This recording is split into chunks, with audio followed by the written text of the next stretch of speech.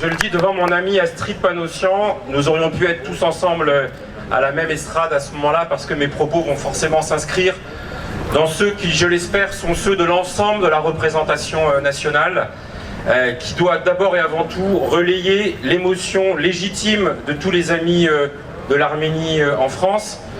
Mais je le dis tout de suite, ce qui se passe en Arménie aujourd'hui ne doit pas être que l'affaire des Arméniens de France, des amis de l'Arménie. Elle doit être l'affaire de tous les citoyens épris de justice, de respect du droit international, de protection des droits de l'homme, de liberté pour un peuple qui est aujourd'hui menacé dans son intégrité physique, dans son intégrité morale, face au rouleau compresseur d'une agression, et il faut la nommer comme telle. Refuser à chaque fois la banalisation de ces violations territoriales, de ces agressions physiques, de ces exactions. Nous avons tous présents à l'esprit les drames humains. Nous en parlions tout à l'heure quand une génération, près de 5000 jeunes et moins jeunes Arméniens sont tués dans cette guerre des 44 jours à l'automne 2020. C'est tout un peuple qui se retrouve éprouvé. Ce sont autant de familles, et je ne parle même pas des blessés, des mutilés, des handicapés qui ont résulté de cette agression. Et donc, je le redis, nous devons toutes et tous considérer que la souffrance du peuple arménien aujourd'hui, elle nous interpelle sur la capacité que nous, démocratie partout dans le monde, avons à dire non à toutes les formes de totalitarisme, de dictature, d'ingérence et de menace. Les Arméniens ne doivent pas être les Kurdes, oubliés, délaissés, négligés par la communauté internationale, alors même qu'il y a quelques années, ils étaient l'avant-garde du combat contre le fascisme islamiste. Et nous devons, au regard des liens historiques qui existent entre la France et l'Arménie, Astrid les a rappelés. Alors oui, moi je m'inscris résolument dans cette nécessité d'un changement de braquet. Parce que la colère que j'entends s'exprimer parmi vous, elle est celle d'une forme d'impuissance. Je ne crois pas que l'Arménie pourra mener la guerre contre un rival aussi puissant et soutenu par la Turquie. Il faut donc résolument que l'Arménie soit placée sous la protection de la communauté internationale et que chaque citoyen du monde considère qu'une agression contre l'Arménie est une agression contre la communauté internationale. Alors oui, je me félicite de la réaction diligente du président de la République, également comme président du Conseil de sécurité, mais c'est une bataille diplomatique forte qui va devoir être menée. L'Arménie ne doit pas être sacrifiée sur l'autel de la réelle politique, celle qui nous fait regarder ailleurs quand il est question du pétrole de Bakou ou des relations à avoir avec la Turquie.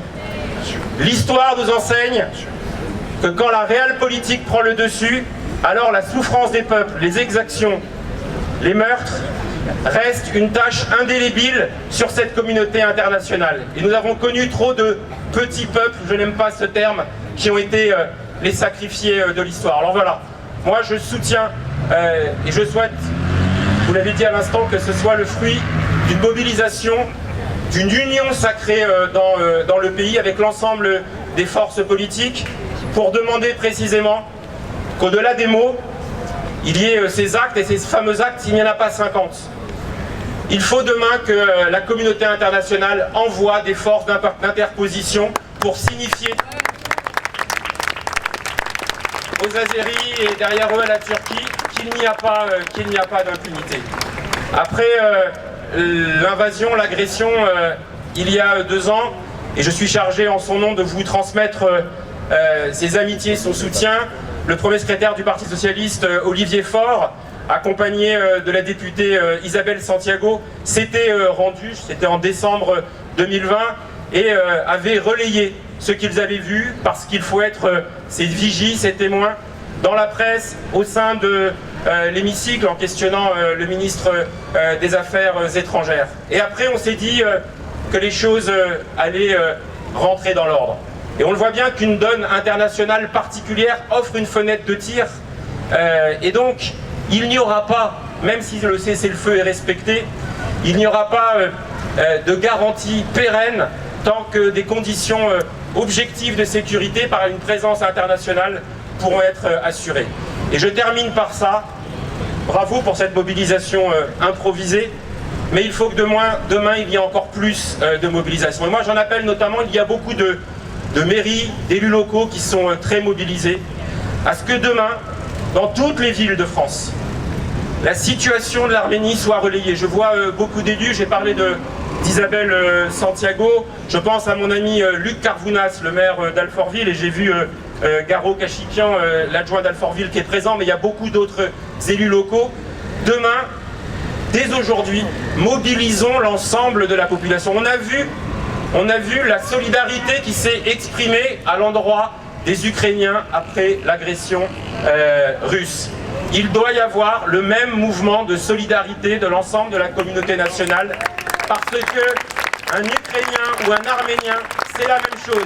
C'est la victime de l'ingérence et de la volonté de superpuissance d'un État. Et donc, construisons ce rapport de force citoyen qui aidera le président de la République, qui aidera l'ensemble des acteurs de la communauté internationale à dire que ce qui se passe n'est pas acceptable. C'est le message que je voulais vous porter au nom d'Olivier Faure, au nom de Boris Vallaud, le président du groupe socialiste à l'Assemblée nationale. Nous sommes à vos côtés, quelle que soit notre sensibilité politique. Les députés, la représentation nationale est avec vous.